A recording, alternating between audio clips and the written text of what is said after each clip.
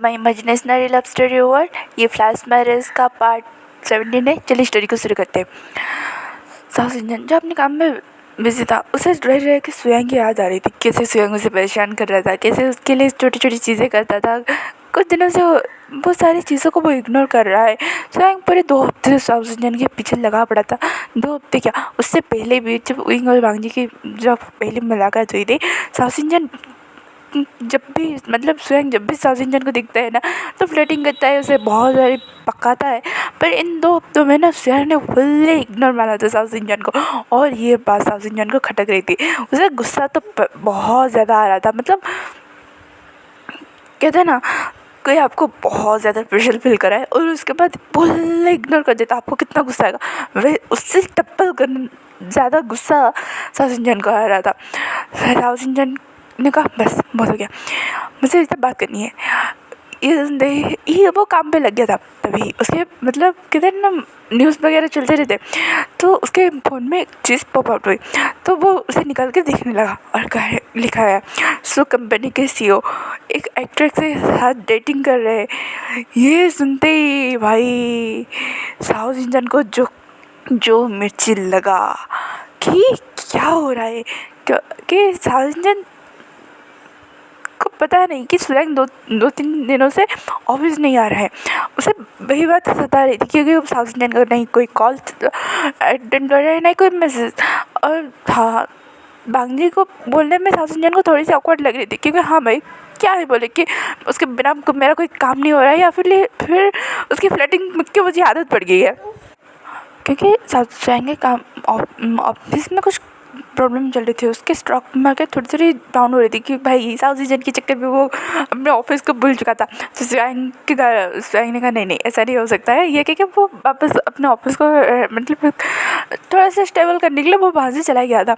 उसने वांगजी को बताया था, और वांगजी को पता है कि हाँ, इतनी छोटी उम्र में जो उसने पूरी कंपनी को रियून कर रहा है वो कोई मामूली बात नहीं है। तो वांगजी ने भी हाँ सपोर्ट के लिए कहा कि अगर कुछ प्रॉब्लम हो तो बोलना। तो स्वयं ने बस इतना कहा था कि साहु सिंजन के ध्यान रखें। ये सुनते वांगजी को थोड़ा हाँ सेटिस्फेक्शन हुआ कि हाँ उसने अपने दोस्त के लिए सही लाइफ पार्टनर चुना है। तो वांगजी ने अपना सर हाँ में लाया, और स्वयं 2-3 दिन से ऑफिस में नहीं दिखाई दे रहा था। और साहु सिंजन थोड़ा ना पूछेगा कि भाई स्वयं काम पे ये वो, तो बस उसने कुछ पूछा नहीं। बट ये न्यूज़ उसने जब देखा, भाई साहब साहु सिंजन को इतना गुस्सा है, उसने धड़ाक से वांगजी के ऑफिस का गेट खोला। तो ये देखते ही वांगजी ने और जो ऑफिस आया था, जो वांगजी के गोद में था, वो दोनों शौक। तो साहु सिंजन ने कहा स्वयं कहाँ पे है? तो वांगजी ने कहा क्यों, क्या हुआ? तो साहु सिंजन ने कहा, तो विंग ने कहा क्या हुआ गोगा, आपको कोई कुछ क्या है स्वयं ने? आप तो साहु सिंजन ने कहा नहीं, मुझे जानना है वो काम पे। तो विंग ने देखा कि नहीं, साहु सिंजन भाई कितना गुस्से में है। उसे पता है कि स्वयं ने बोला था कि मैं ऐसा कुछ करने वाला हूँ। तो विंग को लगा कि भाई दाल तो पक चुकी है, दाल क्या पूरी खिचड़ी बिरयानी सब पक चुकी है, अब इसे प्लेट में समेटना होगा। तो ये सुनने विंग ने कहा वो इस होटल में है, वो डेट कर रहा है। ये सुनते साहु सिंजन कौन सा होटल? तो विंग ने एक होटल का नाम लिया। तो साहु सिंजन ने कहा मैं अभी आ रहा हूँ, ये कि वो वहाँ से चला गया। तो वांगजी ने कहा ये क्या हुआ? तो विंग ने कहा जो खिचड़ी स्वयं ने पकाई थी अब उसे परोसने का वक्त आ गया। वांगजी कुछ समझ नहीं पाए, क्योंकि विंग वांगजी को बोल रहा था अरे छोड़ो बिना। विंग जब वांगजी ने बोला तुम यहाँ पे कैसे? तो विंग ने अरे गगा यहाँ पे आए हुए, क्योंकि उनकी तबीयत कुछ दिनों से ठीक नहीं थी ना, और जब हमने डॉक्टर को देखा वो मुझे भी कुछ ना बताए, फिर सीधा यहाँ चले आए, पता नहीं क्या ही हुआ है। तो ये सुनने में वांगजी ने कहा मेरे जगजन गगा। तो विंग ने बोला कहाँ होंगे सीजन गगा ऑफिस में। तो ये सुनने के बाद वांगजी ने अपने सर हाँ मिलाया। उस 2-3 हफ्तों से जब उनकी वो रात गुजरी थी, उसके 2 हफ्तों से ही झांगचंग को ना वोमिटिंग और मॉर्निंग सिकनेस से बहुत ज़्यादा क्रेविंग हो वगैरह वो सब हो रहा था। तो झांगचंग को थोड़ा डाउट था। तो वो जब डॉक्टर के पास गया और उसने जब रिपोर्ट देखी, वो शॉक कि भाई अब इसके बारे में सीजन को कैसे बताए। सिचन गए थे अपनी मीटिंग में। जैसे मीटिंग ख़त्म करके आए, उसने जियांग चंग को देखा, उसके फोरहेड पे किस किया, क्योंकि भाई घर पे तो इनके साथ ये दोनों पूरे कहते हैं ना पराए मर्द को मत देखो टाइप की सिचुएशन में दोनों ही थे। मतलब ये अपने अपने पार्टनर्स को अपने पास भी नहीं आने दे रहा, और लैंड को इसका फुल मज़ा ले रहे थे कि उनके दो नेफ्यू, उनके जान से भी प्यारे दो नेफ्यू ने उनसे झूठ बोला था। उन्हें इसके बाद का गुस्सा आ रहा था, और विंग और जियांग चंग को मज़ा आ रहा था कि भाई लान सिचन और वांग जी को सिर्फ तड़पाने में। तो आते ही उन्होंने किस तरह से जियांग ने लान सिचन को पूछ किया और कहा, सिचन बहुत इंपॉर्टेंट बात है, मेरी बात सुन लो, तुम जो करने बाद में कर लेना। तो लान सिचन ने कहा, नहीं मुझे बात नहीं, मुझे तुम्हें किस करना है। तो जियांग ना सिचन, तो लान सिचन थोड़े रुक गए क्योंकि हाँ जियांग गुस्सा करता है, चिढ़ता है, इरिटेट होता है, पर कभी इतना सीरियस नहीं होता है। तो लान सिचन का क्या हुआ है। तो जियांग ना, मैं प्रेग्नेंट हूँ। ये सुनते ही लान सिचन थोड़ी देर की मतलब धड़ाक से वहीं पर बैठ गए। भांगजी और विंग जो अपनी मतलब विंग थोड़ा टीज करके भांगजी को उसके कैबिन से बाहर निकल के लान सिचन के कैबिन में आ गए थे, क्योंकि हाँ उन्हें भी थोड़ी टेंशन हो गई थी कि इतना अर्जेंट क्या हुआ, कुछ प्रॉब्लम हुआ होगा। इसलिए जब आए और लान सिचन को नीचे बैठे हुए देखे और जियांग चंग बस भूत बन के वहाँ पे खड़ा है, तो भांगजी भागा को संभालने के लिए और विंग जियांग चंग को संभालने के लिए, और एक साथ दोनों बोला क्या हुआ है। अब दोनों को क्या हुआ है जियांग चंग, विंग ने जब पूछा और भांगजी ने कहा गगा आपको क्या हुआ है। तो लान सिचन ने कहा मैं पापा बनने वाला हूँ। तो भांगजी ने कहा अच्छा रुको क्या, एक मिनट ये क्या हो रहा है। तो विंग ने कहा हाँ, कुछ नहीं तुम्हारे भैया सटिया गए। तो भांगजी ने कहा विंग, तो विंग ने कहा और क्या वो पापा कैसे बन सकते हैं। भांगजी तुम्हारी गगा ने मेरे भाई को चिट किया। और जियांग चंग तुम्हें कब पता चला, तुम मुझे बताओ, मैं उन्हें छोड़ूंगा नहीं। तो जियांग चंग विंग शांत हो जाओ, सिचन तुम होश में हो। तो लान सिचन जो धड़ाक से उठ के और जियांग चंग को पकड़ के घुमाने लगे और कहने लगे मैं पापा बनने वाला हूँ। तो जियांग चंग ने कहा बेबी पहली मैं संभल के। तभी भांगजी और विंग एक दूसरे को देख के बोले ये दोनों पागल हो गए हैं। तो विंग ने कहा मेरा मुँह क्या देख रहे हो, फ़ोन करो डॉक्टर को, क्यों मेरा भाई कह रहा है उसके पेट में बेबी है और तुम्हारा भाई बिलीव भी कर रहा है। तो भांगजी ने कहा विंग शांत हो जाओ। तो विंग ने कहा फ़ोन करो डॉक्टर को। तो जियांग चंग ने शट अप बकवास को बंद करो विंग। तो लान सिचन ने जियांग चंग को नीचे उतारा और उसके फोरहेड में किस करके उसके बेली पे किस करके कहा ये मैं फादर बन गया। तो जियांग चंग ने कहा अब ये बात अंकल को बताना ठीक है। तो लान सिचन ने कहा हाँ मैं प्राउडली बताऊंगा। तो जियांग चंग ने कुछ नहीं कहा। उसके बाद विंग ने कहा गगा ये हो क्या रहा है। तो भांगजी ने कहा मुझे भी कोई एक्सप्लेन करेगा। तो जियांग चंग ने कहा मैं एक स्पेशल मैन हूँ भांगजी विंग, जिससे मैं बेबी कैरी कर सकता हूँ। ये बात तुम्हें याद नहीं हुई कि मेरी स्पेशलिटी के बारे में मम कुछ बोल रही थी। तो विंग ने कहा ओह तो ये था वो स्पेशलिटी, माय गॉड कितनी प्यारी स्पेशलिटी है आपके पास, आप बड़े क्यूट लगोगे, चबी लगोगे, गोल बटन लगोगे जब प्रेग्नेंट हो गए। ये सुनते ही जियांग चंग ने कहा शराब विंग। तो विंग ने कहा नहीं गगा कितने क्यूट लगोगे सोचो तो, एक चबी चिक्स, अरे मतलब गोल बोतल, कितने प्यारे प्यारे पेट हो गए आपके, कितने प्यारे प्यारे पेट में बेबी हो गए, आप तो बड़े क्यूट लगोगे। तो जियांग चंग ने कहा शराब हुई। जियांग चंग को कोई क्यूट बोले ब्यूटीफुल बोले उससे बड़ा चिढ़ाता है। इन्हें कहा गगा क्यूट हो गई, ब्यूटीफुल हो गई, ग्लो करोगे अलग ही। तो जियांग चंग ने कहा विंग। तो लान सिचन ने कहा विंग परेशान मत करो।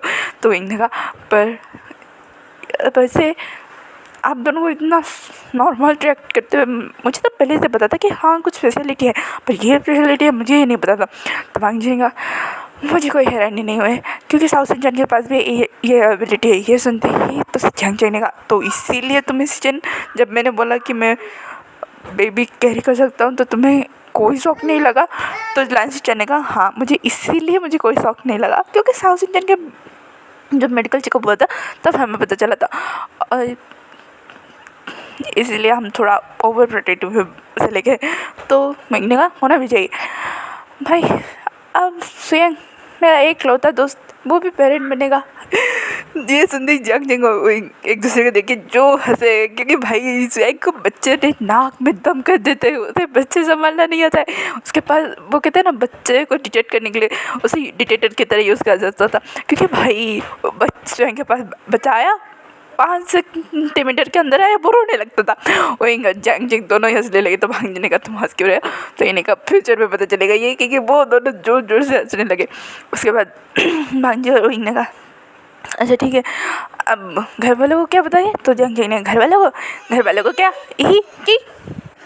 तो सिचन और भांजी एक साथ बोले जो सच है वही बताएंगे। तो विंग और जैंग जैंग एक दूसरे को देखने। तो विंग ने कहा पक्का तुम लोग सच बताने वाले? तो जैंग जैंग ने कहा हाँ विंग, और कब तक छुपाएंगे ये सब? वैसे भी एक दिन बाहर जाना ही है और वैसे भी अंकल को पता है ना। तो विंग ने कहा हाँ। तो ये सुनते ही वांगजी और सिचन ने बोला अंकल को क्या पता है? तो विंग ने कहा यही कि उन दोनों नेफ्यू की शादी कैसे किस हालत में हुई। ये सुनते ही भांजी और सिचन एक दूसरे को देख के और एक साथ बोले विंग। तो विंग ने कहा क्या? अंकल ने कहा समझी तो मैंने सब कुछ बता दिया। तो सिचन और भांजी ने कहा इसी वजह से अंकल हमें परेशान कर रहे क्योंकि उन्हें पता चल गया है कि हम उन्हें तुम्हें पसंद करते हैं। अरे भगवान, के दोनों भाई बैठ गए थे। तो जैंग ने कहा सिचन, तो सिचन ने कहा अब पता है अंकल मुझे कूद डालेंगे। तो ये सुनते ही जैंग ने कहा ऑल द बेस्ट। ये क्योंकि वो दोनों भाई हंसने लगे। यहाँ पे दूसरी ओर उस रेस्टोरेंट में एक उस सेलिब्रिटी को स्वयं थैंक यू कर रहा था क्योंकि वो उसका बचपन का दोस्त भी था, जिसकी वजह से ये रूमर्स फैलाने में स्वयं को इतनी प्रॉब्लम नहीं हुई और उसके कंपनी का अच्छा खासा ग्रो हो गया था। तो वो सेलिब्रिटी बोल रही थी इसमें क्या है स्वयं, ये थोड़ी वो कैजुअल फ्रेंड है ना, इसलिए वो उसके साथ फ्लर्टिंग वे में बात कर रही थी। तो स्वयं ने कहा मेरे ऊपर ये सब नहीं चलेगा। तो उसने कहा डोंट वरी, वैसे भी मुझे लड़कियाँ पसंद है तुम्हें। तो स्वयं ने और मुझे भी लड़के ही पसंद है तो डोंट थिंक एनीथिंग। ये कह के वो दोनों हंसी मजाक कर रही थे। तभी उसमें साउसिंजन टपक गया और कहा स्वयं। तो स्वयं साउसिंजन को देख के थोड़ा शॉक हो गया। तो उसने कहा हाँ कुछ चाहिए? तो उसने कहा हाँ चाहिए ना। उसने उस सेलिब्रिटी को और मुड़ा और कहा यू गंजी चुड़ैल मेरी बॉयफ्रेंड से दूर रहो। ये सुनती वो सेलिब्रिटी मैं कहाँ से गंजी चुड़ैल लग रही हूँ स्वयं ने कहा वो एक्चुअली साउसिंजन क्या बदतमीजी है। तो साउसिंजन ने कहा बदतमीजी? उसका कॉलर पकड़ा साउसिंजन ने कहा स्वयं के बच्चे कह के तुम्हें मेरे बच्चा करके दूर रहती थी नहीं तुम्हें तो दूर नहीं रहा। अब जब मुझे तुम पसंद आ गए हो, तुम्हें मुझे तुमसे प्यार हो गया है, तुम इसके साथ घूम रहे हो इस चुड़ैल के साथ, तुम्हें तो मैं तुम चलो मेरे साथ। ये कह के स्वयं को घसीटते हुए वहाँ से ले गया। और वो लड़की समझ गई भाई ये लब का मामला है, इसमें कुछ नहीं किया जा सकता। वो एक स्माइल करके वहाँ से चली गई। साउसिंजन स्वयं को घसीटते हुए लेके जा रहा था। स्वयं को भी थोड़ी देर के लिए भाई अपने स्ट्रेंथ में बिलीव नहीं होता कि भाई मेरा स्ट्रेंथ कहाँ गया। तो साउसिंजन बोला तुम्हें तो मैं छोड़ूंगा नहीं, तुम चलो एक बार चलो। तुमने क्या कहा था? तुम मुझसे प्यार करते हो, तुम ये करते हो वो करते हो, तुम मेरे लिए ये लाओगे वो लाओगे वैसे करोगे वैसे रहोगे, तुम मुझे मम्मी बुलाते थे पर क्या नहीं तुम तो अब किसी और को डेट करें। तो सोयांग ने कहा पर वो तो कंपनी के लिए था। तो साउसिंजन ने कंपनी के लिए तुम्हें कंपनी का बहाना देने की क्या ज़रूरत है? इतने दिनों से मुझे अवॉइड कर रहे हो, 2 हफ्ते हो गए तुम मुझसे सही से बात भी नहीं कर रहे हो, क्यों? मेरे अंदर कांटे लगे। ये कि साउसिंजन स्वयं को गाड़ी में बिठाता है, इस गाड़ी की सीट बेल्ट लगाता है और गाड़ी को मैंने स्टीयरिंग व्हील को घुमा के लेके जा रहा था, इतना सब कुछ बोल रहा था। तभी स्वयं ने ब्रेक लगाया और कहा क्यों तुम क्यों करते हैं? मैं अगर किसी और को डेट करूँ तो साउसिंजन ने कहा क्योंकि गॉड डैम इट मैंने बोला ना मुझे प्यार हो गया तुमसे। ये कि बहुत गहरी सांस लेता है। तो स्वयं ने कहा क्या सच में?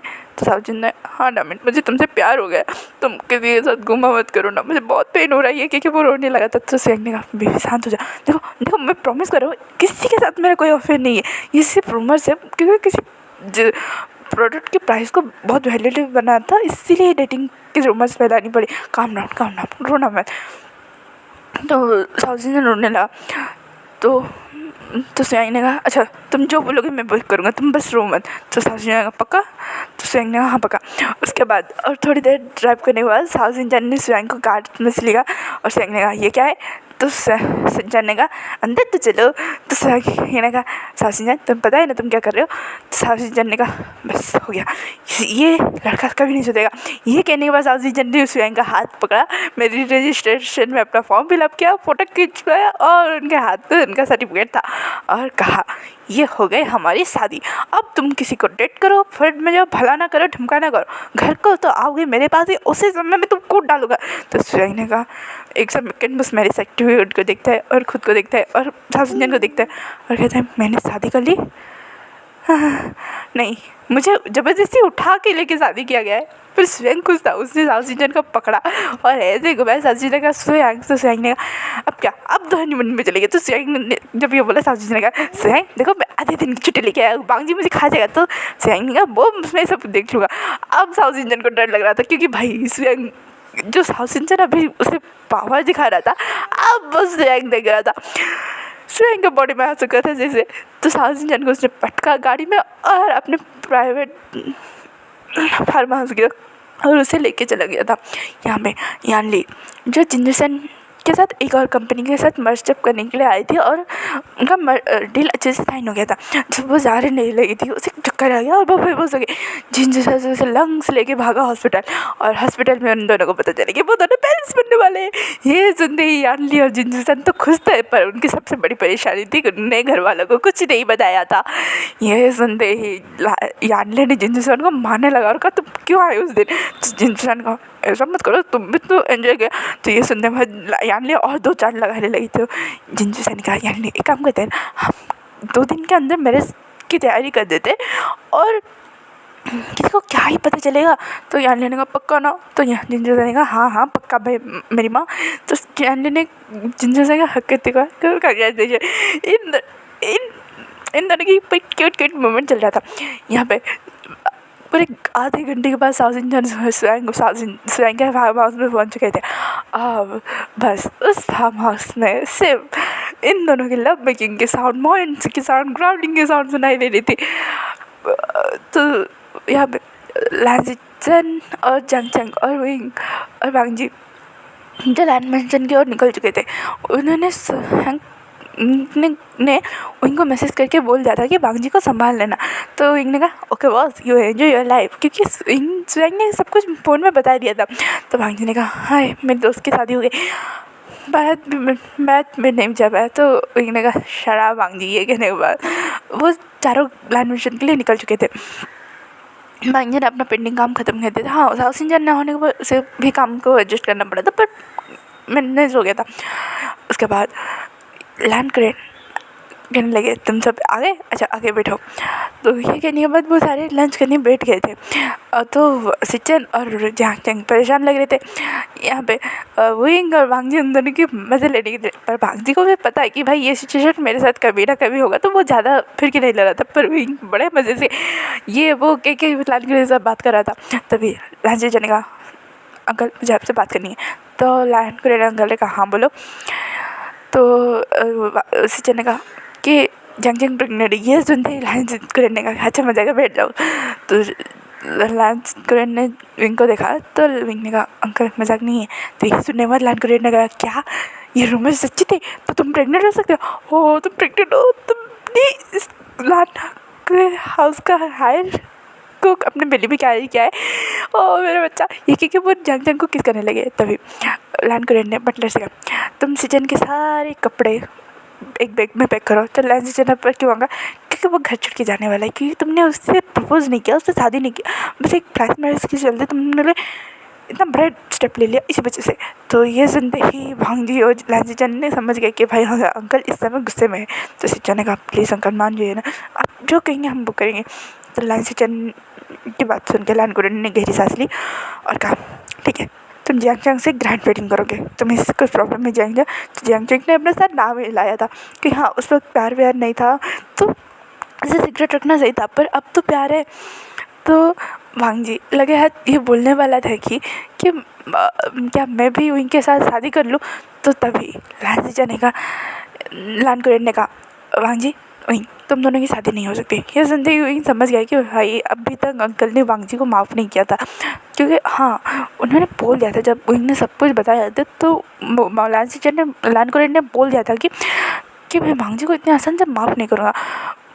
वो सबसे भागता रहता था, सबसे शादी की वजह से, और जिससे शादी की उससे प्यार नहीं करता था। प्यार नहीं, अगर ठीक है प्यार नहीं करता था ठीक है, पर किसी मजबूरी में आके किसी अनजान से तो शादी लगाने की कोई ज़रूरत नहीं।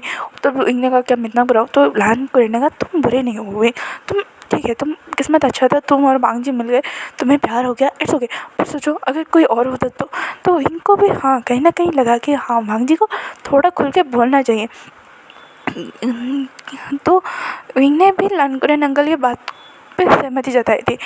तो वांगजी ने कहा पर अंकल, तो अंकल ने कहा और 6 महीने के बाद तुम्हारा कॉन्ट्रैक्ट खत्म हो रहा है ना, तुम और उई दोनों डाइवोर्स ले लेना। और उई तुम्हें वांगजी से शादी करने की कोई ज़रूरत नहीं। अगर तुम्हें लगे कि फ्यूचर में हाँ तुम्हें वांगजी पसंद है या फिर तुम वांगजी से शादी करना चाहते हो तब की तब सोचिए, पर अभी के लिए कोई ज़रूरत नहीं। तो उई ने बोला था कि हाँ वो वांगजी से प्यार करता है, पर ये वांगजी गधा बोले भी ना कि उन्हें लान कोरियन अंकल को अपने नेफ्यू के मुंह से सुना था कि मैं उनसे प्यार करता हूँ और मैं उसके साथ पूरी लाइफ बिताना चाहता हूँ। पर ये बोले तब ना, और उन्होंने कुछ नहीं कहा। वो सिर्फ वांगजी को देख रहा था कि अभी तो स्टैंड ले लो वांगजी। तो वांगजी ने चुप रहा, तो इनको गुस्सा आया, उसने कुछ नहीं कहा और वहाँ से चला गया था। उसने ठान लिया था कि नहीं, इस बंदे की चुप्पी तो तुड़वाऊंगा, पर इसे इतना परेशान करूँगा क्योंकि इसकी नानी याद आ जाएगी। तो वो ये सुनते ही विंग और जैंग चैंग जो अपने अपने कमरे में थे। अगली सुबह ये सारे लैंड फैमिली पूरे पहुँच जाते जैंग्स हाउस में, और यहाँ तक जिनके फैमिली मेम्बर्स वहीं पे थे। तो सब मैडम यो और लैंड जैंग फैमिली इन सबको देखे थोड़ी सी तो शौक थी कि भाई सुबह सुबह सारे इन लॉज घर पे आ गए बिना बताए। तो मैडम भी ने कहा आप सबका वेलकम है, ब्रेकफास्ट टेबल है रेडी हो चुका है, तो क्या हम खा के बातें करें। तो ये सुनने के बाद सबने हाँ में सर हिलाया और सारे खाने पे टेबल के बैठ गए थे। और खाना खाने के बाद कॉफ़ी वगैरह लेके लिविंग एरिया में बैठ गए थे। तो जिनजुशान ने कहा कि मैं यानले से शादी करना चाहता हूँ। यानले ने हाँ कह दिए। सुनते मैडम यो बहुत ज़्यादा खुश हो गए और फिर अपने इन लोग को हक वगैरह करके वो पे खुश हो गई थी। और जिनजुशान ने कह दिया कि 2 दिन के अंदर शादी करनी है, वेन्यू सेट हो गया है, बस आप सब रेडी होके आ जाना। तो मैडम यो जैंग फैमिली और जिनजुशान के मदर फादर एक साथ बोले आजकल के बच्चे भी ना कितने डेस्परेट है, पेरेंट्स को कुछ करने ही नहीं देते, छोड़ो। तभी लैंड कोरियन ने कहा मुझे भी कुछ बोलना ही हो। तो मैडम ने अब क्या कर दिया मेरे दोनों बच्चों ने, ये मत कहना कि उसने कोई करंग बांध कर दिया तुम उसके शिकायत लेके यहाँ पाएगो। तो लैंड कोरियन ने कहा वो नहीं है, मैंने सोचा लैंसी चन और जैंग चैंग की एक ग्रैंड वेडिंग करेंगे। तो मैडम ने कहा और ये दोनों मान गए। तो लैंड कोरियन ने कहा इसीलिए तो मैं यहाँ पे आई हूँ। और दूसरी बात जैंग चैंग प्रेग्नेंट है। ये सुनते ही भाई घर पे जो खुशी का माहौल था ये क्या ही बताइए। यानली तो बहुत ज़्यादा खुश हो गई थी और उसने विंग और जैंग चैंग को एक साथ हक करी, बोला तुम भी प्रेग्नेंट हो जैंग चैंग और मैं। ये कह के वो रुक गई। ये तीनों एक साथ थे। तो जैंग चैंग और विंग ने कहा सीजे आप भी। तो यानली ने कहा शराब कुछ को कुछ मत बताना। तो विंग ने कहा जिप्रा हम किसी को कुछ नहीं बताएंगे। और यहाँ पे जिनजुशान लैंसी को कांग्रेचुलेट बोलता है कांग्रेचुलेशन लैंसी। तो लैंसी ने कहा तुम्हें भी कांग्रेचुलेशन। तो जिनजुशान तुम्हें कैसे पता चला मैं। तो लैंसी ने कहा मतलब मुझे क्या, तुमने अभी एक सेकेंड तो तुम भी। तो जिनजुशान ने अपने सर हाँ में हिलाया। तो भांजी ने कहा भाई घर वालों को। तो जिनजुशान ने कहा यानली बताना नहीं चाहती और वैसे भी ये हमारी दूसरी बार शादी। तो लैंसी ने कहा व्हाट। यहाँ पे यिंग और जैंग चैंग को भी यानली ने पूरी बात बताई थी। तो यिंग और जैंग चैंग एक दूसरे को देखते हैं और कहते हैं फ्लैश मैरिज का मौसम में क्या क्या जा सकता है। ये कहने के बाद वो दोनों तीनों हंसने लगे थे। और यहाँ पे ये तीनों इन दोनों को इन 6 को देख के ये सारी बोल रही थी पागल हो गए खुशी में।